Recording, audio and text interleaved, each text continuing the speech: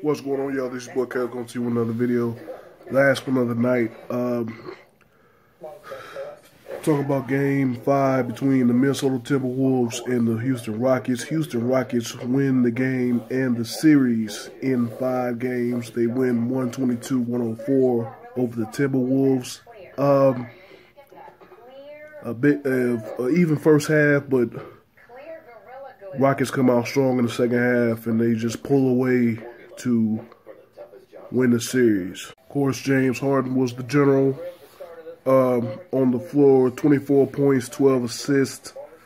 Clint Capella actually led the Rockets in scoring with 26 points, and he grabbed 15 rebounds. All of the Rocket starters were in double figures, and then Eric Gordon had double figures off the bench with 19. 6 guys in double figures. Chris Paul, he didn't have, he was the low man on the totem pole. He had 12, but he also had 9 assists. Of course, you know, being the other floor general, taking the pressure off of James Harden. All in all, Rockets advanced to the second round. They will face the winner of the Utah Jazz and Oklahoma City Thunder series. Again, like I said in the last video, Game 6 of that series is Friday night, and Game 7, if necessary, will be Sunday. Rockets, you know, they had that slip up in Game 3. The first 2 games, well, I know the first game was definitely close. Jimmy Butler missed the chance to tie the game in regulation. Houston escaped with that victory. Then Houston won Game 2, and then they had to slip up in Game 3, and then they looked like they returned to Rockets basketball in Game 4, where they just blew out Minnesota. They didn't have a chance. They were hitting threes and everything. Yeah,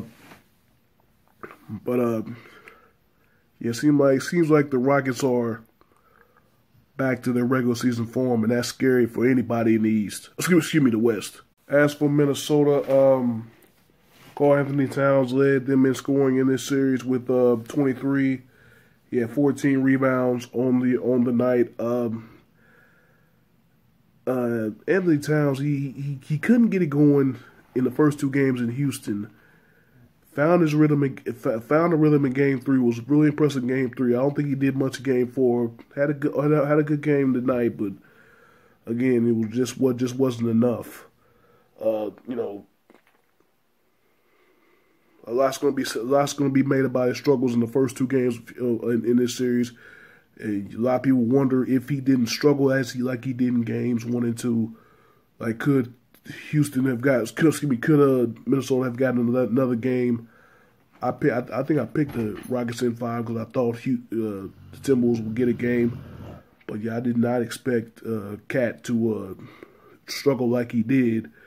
But you know, hey, it is what it is. This is their first playoff experience. You know, for him, for Andrew Wiggins. You know those are the 2 main guys that Minnesota's trying to build around. So this is their first taste of it. So I mean, a lot to build on for next year and the years to come. Speaking of Wiggins, he had 14. Jeff Teague, another guy that they could possibly build with, he had 17. Teague is a little older. He had those runs, a couple runs with Atlanta when they were good. Also, by the way, the Hawks part ways with Mike Budenholzer, who was Teague's coach when they made those couple runs in the playoffs the last a few years ago. Of course, the wily old vet Jamal Crawford had 20 off the bench. Derrick Rose had 12 off the bench. Derrick Rose, he kind of showed me something. Of course, you know, we'll never see that Derrick Rose from 2011 form again. And that kind of reminded me of that when the 76ers won their series last night over Miami. You know, the first series win since Doug Collins led the Sixers to that victory over the Bulls in 2012. Remember, that was the series where in Game 1, Bulls were up big, and of course, it happened. The knee injury that sent Rose's career you know, down this spiral, I mean, but he showed flashes though. He showed flashes. I mean, Rose showed flashes of, that big play guy that he was. And of course, that's all you're gonna see is spurts. You're never gonna get the complete package again. But it was good to see Rose perform like that. I don't know his contract situation. I don't know if he's a free agent or not, but I'm pretty sure